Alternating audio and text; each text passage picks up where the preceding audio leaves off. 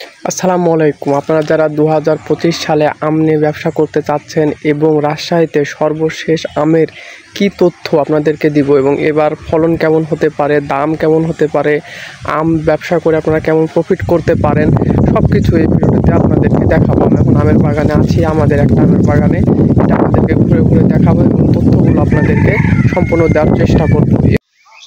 আমি প্রথমে যদি ব্যবসায়িক ভাইদের উদ্দেশ্যে কিছু কথা বলি, দেখুন এবার কিন্তু ব্যবসা করার একটা সুযোগ রয়েছে। এবার ব্যবসা করে আপনি যেরকম আম সেল করতে পারেন সেভাবে 2 লক্ষ 3 লক্ষ টাকা এই 1-1.5 মাস 2 মাসে কিন্তু আপনি ইনকাম করতে পারবেন এবং আপনার সেলিং ক্যাপাসিটি যদি বেশি থাকে, আপনার ক্যাশ ক্যাপাসিটি যদি বেশি থাকে, তাহলে আরও বেশি প্রফিট করতে পারবেন।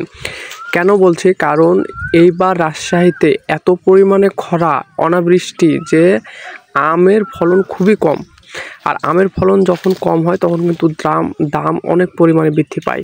আপনি আম কিনবেন, নিয়ে গিয়ে বিক্রি করবেন, দেখবেন আমের একটা টান থাকবে অনেক। বাজারে আম কম থাকবে এবং টান থাকবে, আপনি অনেক প্রফিট করতে পারবেন আম বিক্রি করে।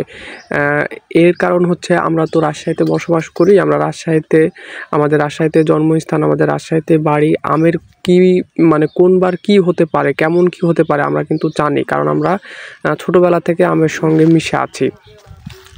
এবার এত পরিমাণে খরা হয়েছে যে এ পর্যন্ত বৃষ্টি নাই। গত 2 দিন আগে বৃষ্টি হয়েছিল, তারপরেও হালকা বৃষ্টি, মানে যে বৃষ্টিতে কিছুই হয় নাই। আর আম কিন্তু দেখেন গুটি হওয়া শুরু হয়ে গেছে, মানে আম মোটামুটি একটা পর্যায়ে চলে এসছে। হয়তো বা আর 1 মাসের মধ্যেই কিন্তু আম ওঠা শুরু করে দিবে। তো আপনারা সবাই জানেন যে প্রথমে গোপালের আম ওঠে, তারপরে খিরসা ওঠে। খিরসা মানে যেটা হিমসাগর বলা হয় সেটা, তারপরে হচ্ছে ল্যাংড়া, তারপরে হচ্ছে আম্রপালি, ফজলি, এরকম কিন্তু পর্যায়ক্রমে আমগুলো ওঠে। তো দেখেন যে আমাদের কিন্তু অনেক কয়টা বাগান রয়েছে। আমাদের বাগানগুলো কিন্তু একদম নিজস্ব আছে 1-2টা, কিন্তু সবগুলো লিজ নেওয়া। যেরকম কোনোটা 3 বছরের জন্য, কোনোটা 5 বছরের জন্য, নির্দিষ্ট সময় পরে কিন্তু আমাদেরকে বাগানগুলো ছেড়ে দিতে হয়। কিন্তু 3 বছর 5 বছর বাগানগুলো আমাদের কাছে থাকে, তারপর আবার নতুন ডিড করে বাগানগুলো নিতে হয়। তো এই 5 বছরের মধ্যে এবার কিন্তু আমের ফলন কম হবে আমাদের রাজশাহীতে। এবার সর্বোচ্চ আমের ফলন কম হবে। এর কারণ হচ্ছে অনাবৃষ্টি, খরা, প্রচুর পরিমাণে রোদ। এর জন্য আমের গুটি যেটা, সেটা টিকতে পারছে না। রোদের জন্য আমের গুটিগুলো খসে খসে পড়ে যাচ্ছে। তো এই যে বাগানটা আপনাদেরকে দেখাচ্ছি, এই বাগানটা কিন্তু আপনার হচ্ছে চারা গাছের বাগানই বলা যায়, কারণ এই বাগানের বয়স বেশি না। এই বাগানের বয়স মোটামুটি 10 বছর মতো বয়স এই বাগানের।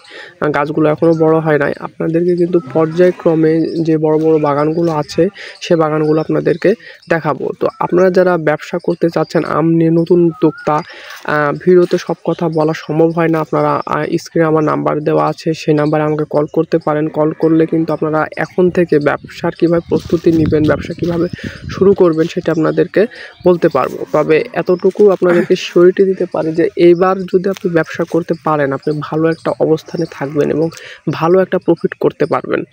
কারণ আমের এবার প্রচুর পরিমাণে চাহিদা রয়েছে, কিন্তু আমের ফলন নাই।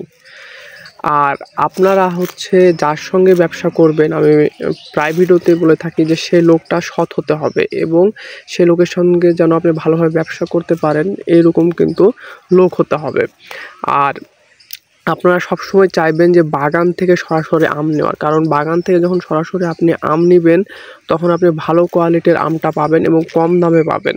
আর আপনি যখন যে কোনো আড়ত থেকে বা বাজার থেকে আম সংগ্রহ করবেন তখন আমটা খারাপ হবে, মানে সব রকমের আম থাকবে মিক্সচার, এবং আপনি কিন্তু বেশি দাম দিয়ে আপনাকে কিনতে হবে বাজারের সঙ্গে প্রতিযোগিতা করে।